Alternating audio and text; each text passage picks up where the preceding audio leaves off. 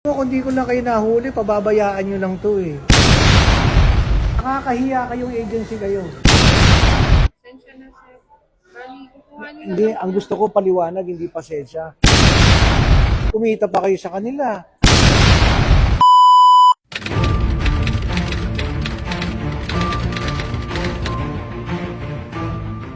Alam mo, kung di ko lang kayo nahuli, pababayaan nyo lang to eh. Eh, uto-uto naman to mga to. Pinag-t-shirt pa ng terno-terno. Nakaupo doon sa labas, mukhang mga tanga doon. Tama ba naman pagtrato ng ano yan? Kumita na kayo rito eh. Nakakahiya kayong agency kayo. Sino yung staff mong irresponsible na gatid dito? Ito lang ang tanong ko sa iyo ha, bago ko ibaba yung telepono. Bago ko baba ito tanong, ito ang sagutin mo sa akin ha. Manila pa lang itong pinadala ninyo, hindi nyo na maasikaso. Padadala nyo pa ng Saudi Arabia. O, ano ngayon paliwanag mo ro? Anong rest assured, rest assured? Hindi nyo ako kayang paikutin sa ganito. Alam nga naman ako maghanap ng number ninyo. Eh, yun ang binigay nyo sa kanilang number. So, sila na naman ang may kasalanan? Okay. Out of coverage, out of coverage. Ay, naku, puro kayo alibay. Tapos, nung nalaman nyo na ako nakausap, natataranta kayo, tawag kayo ng tawag sa kanila. Nabibigay kayo 1.5, di ba kayo nahihiya niyan? Di ba nakakahiya kayo? 1.5? Kayo ang naging problema. Wala namang problema sa kanila eh. Sumusunod lang itong mga tusenyo eh. Kayo yung irresponsable eh. Puro ka, andyan na ba? Hindi nyo nga ako naunahan eh. Hindi na umandar yung 30 minutes mo. Alam mo, unang-una ito, isipin mo. Tao ang pinapadala mo. Tao. Kung ano mangyari rito, hindi ito produkto. Tao to. I-hotel nyo to. Pag ako nagbayad ng hotel nito, maniwala, kasi kaya namin bigyan ng hotel ito. Kaya bilisan ninyo because the moment na kami ang umasikaso nito, patay kayo. Galingan nyo.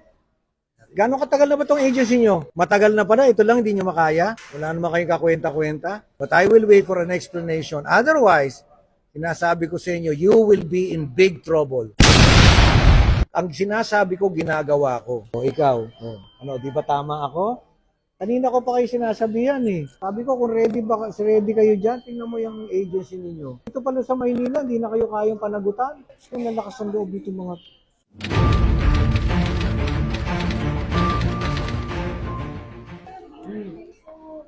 Bali po yung sa Pinoy Overseas, sir. Hindi kayo sa akin hingi, sa akin wala kayong kasalanan. Tingnan nyo yung mga itsura nito. Pinagsuot-suot nyo pa ng terno-terno t-shirt, ginawa nyo ng tanga doon sa labas. Pasensya na po. Bakit mo humingi ng pasensya? Ang hinihingi ko paliwanag. Bakit mo ginawa yun? Actually kasi, sir, pinaaga lang po namin kasi nag-aalala lang po kami na papatumalit. Dear, kung nag-aalala kayo, dapat sinamahan nyo. Iniwan nyo doon sa labas eh. Pasensya na, sir. Bali, kukuha niyo na Hindi, lang ang po. gusto ko paliwanag, hindi pasensya. Bakit nyo ginawa yun? Alam ko na yung pasensya, bakit nyo nga ginawa yun? Ngayon, tatanungin kita, sa'yo ko gawin yun. Pasensya na po. Hindi, sagutin mo, sa'yo ko gawin yun. Ikaw galing, ito nga galing, Isabela, kung saan nyo nadampot na probinsya. Wala namang kamalay-malay, iniwan nyo doon. O ano mararamdaman mo?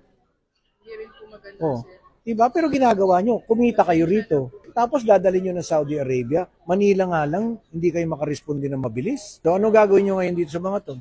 Bali, i-hotel na lang po namin sila, sir. Alam mo, kung kayo lang responsable, di sana man lang nag-coordinate kayo sa amin. Actually, sir, nag-advise naman po kami, sir, na itry po yung OFW lounge kasi Paano nakita nga po nilang namin. oo nga, para sa kanila. Paano makakapasok yan? Eh, alas 7 pa ang flight. Tandaan pa ng immigration yan. Di ba matagal na kayo nagpapadala? Huwag mo sabihin hindi mo alam yun. Eh, siyempre, malay ba nito mga to kung paano ko mausap ng mga gwardiya rito? Siyempre, kapag kakapwa-tao, alam mo namang ikaw mas nakakalamang ka dito sa mga to. Di ba? Kitang-kita pa lang sa gayak mo, lamang ka. Pero ba't gaganunin mo sila? Kumita pa kayo sa kanila. Mali eh. Sobrang mali. Nag-iwan kayo ng 7 tao sa airport. Di ba dapat handa kayo sa kung anumang event ang mangyari? Tama po kayo. Ano ulit name mo? Rachel po, sir. Ikaw yung nasa telepono kanina.